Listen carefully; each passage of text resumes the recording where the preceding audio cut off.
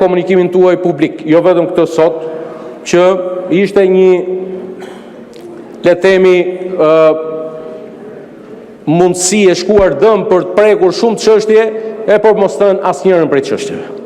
Ju thoni që majoranca u ka kufizuar, madje ju ka mohuar të drejtën që ju të sillni iniciativa ligjore.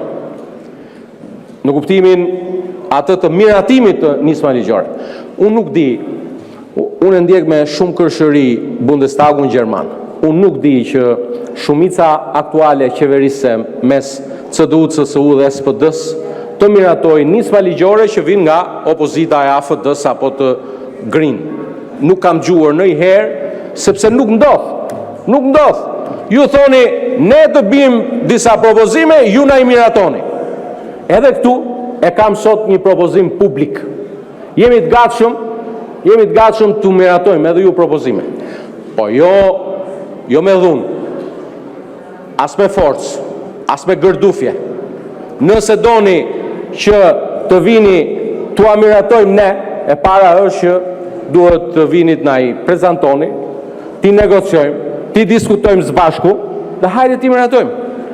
Po sot, ju dashnorët më të rinj të procesit të antarësimit Shqipërisë në Bashkimin Evropian, do t'ju jap një fakt që është fakti më domethënës, jo për ju.